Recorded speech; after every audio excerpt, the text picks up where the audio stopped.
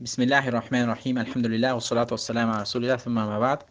Oldingi savolning davomi taloq qachon beriladi degan savolda ham beribdilar. Taloq berilishlik uslubi e, sunnat bilan beriladigan taloq bor va bid'at talog'i bor.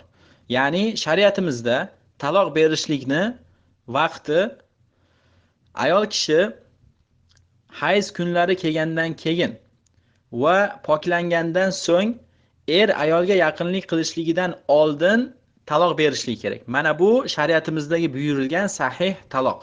Bundan boshqa vaqtda taloq berishlik joiz emas. Kim bunday taloq bergan bo'lsa gunohkor bo'ladi. Olimlar buni bid'at talog'i deb aytadi. Taloq faqatgina ayol kishi poklangandan so'ng yaqinlashligidan oldin beriladi.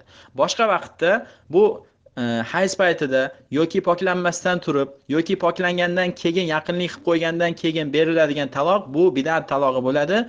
Bu inson gunohkor bo'ladi. Va bu taloq tushadimi, tushmasligi haqida ulamo o'rtasida ixtilof bor, lekin to'g'riroq qavl bu taloq tushadi, lekin gunohkor bo'ladi bu inson. Demak, taloq berishlik sahih ko'rinishi shariatimizda ayol kishi poklangandan so'ng unga yaqinlik qilishidan oldin talog'ini beradi.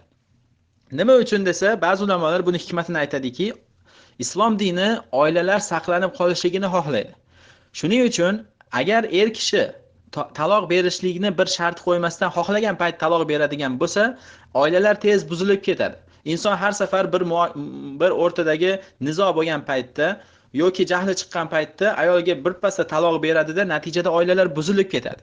Shuning uchun shariat har safar ayol kishi poklangandan keyin va kishi yaqinlik qilishlikdan oldin taloq berishligi bilan oilalar saqlanib qolinadi. Chunki bilan ayol o'rtasida tortishib qolgan paytda jahl ustida taloq bera olmaydi. Allohdan qo'rqadigan bo'lsa, faqat Alloh ruxsat bergan paytdagina taloq berishligi kerak. Va ayolini poklanishligini kutadigan bo'lsa, bu ayoli poklangunicha yoki g'azabidan tushadi yoki bo'lmasam mana bu ayoli bilan yaqinlashmagan paytda ayolini sog'inadi. Natijada bu yaqinlashlikdan oldin taloq beradigan bo'lsa, haqiqatda bu ayolini yomon ko'rgan bo'lib qoladi. Chunki agar bu hayz kelgan paytida poklangandan keyin ayoliga shavqi bo'ladigan bo'lsa va muhabbati bo'ladigan bo'lsa, bunga taloq bermaydi-da, o'tgan ishlarni esdan chiqarib yana yashab davom etib ketadi. Shuning uchun shariatimiz faqatgina ayol poklanib yaqinlashishdan oldin taloq beradiki, hatto mana shu payt beradigan bo'lsa, haqiqatda bu yerda ikkalasi kelisha olmaydigan darajaga yetib qolganligini inson mana shundan tushunadi. Bu agar ayol kishi homilador bo'lmasa, mana shu holatda talog'ini beradi.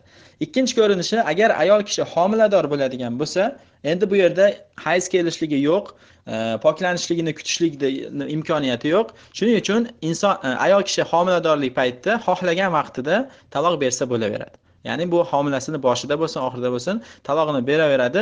Endi bu homilador bilan homilador bo'lmagan ayolni iddasida farqi, homilador bo'lmagan ayolga taloq beriladigan bo'lsa 3 poklanishlik kutadi iddasi tugagunicha. Ammo homilador ayol to homilasi tushmagunicha yoki tug'magunicha, ya'ni mana shu qornidagi farzandi tug'ilmagunicha yoki Alloh saqlasin boshqa bir sabab bilan tushib qolmagunicha iddasida o'tiradi. Qachon farzand tug'iladigan bo'lsa, mana shundagina iddasi tugaydi. Vallohu a'lam.